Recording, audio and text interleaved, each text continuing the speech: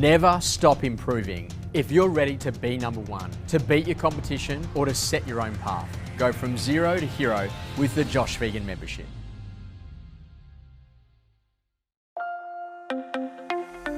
One of the most important things for you to be a great agent is to understand your lead source.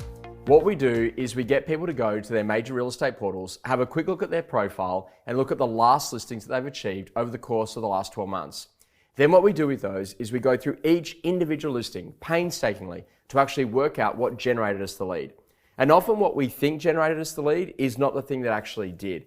And when we go through each of those individual listings, we find out that people say, oh no, I got that from the database. But hang on a second, how did that person actually get into the database? And then we drill back to what we call the 6 major lead sources. And that might be, for example, buyer work, past clients, landlords, community, personal network, or social proof around a particular listing. And when you go through and you have a look at those, what people think is generating in the leads is not the thing that is. Now you have a choice, because when you've actually worked out which one of those 6 is working for you the most, how do we amplify more of that?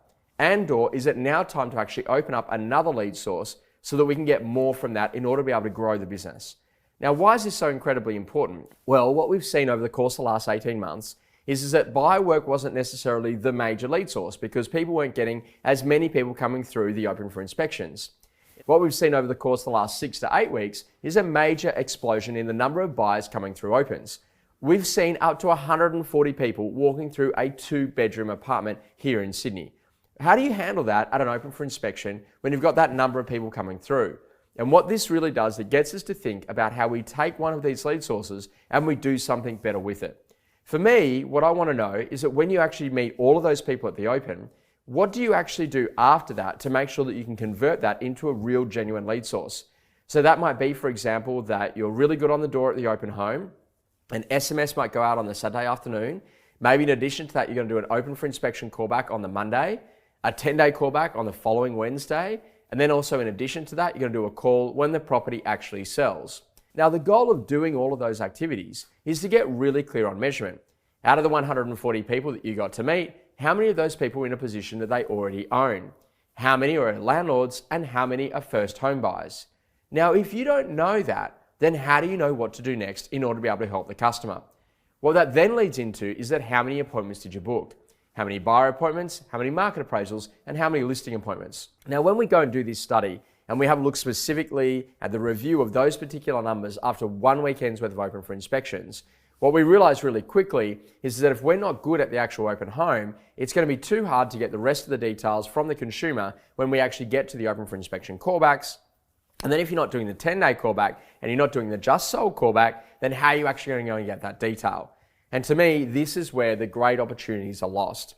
Because sitting inside of a business, you have all of these incredible lead opportunities, but you've got to know what to do next and you need to measure it so that then you can adjust.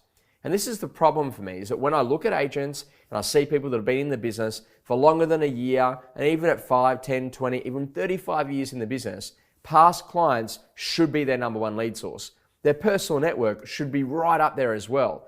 But unfortunately, they're still playing real estate the same way that they've played since year one, and they're not learning to amplify the relationships that they've already got. So here's your homework. Go and have a look at all the listings that you've achieved in the course of the last 12 months. Work out what the major lead source was, and now let's work out what to do next to either amplify what's already working or to open up another lead source to allow you to achieve your potential. We look forward to seeing you next time.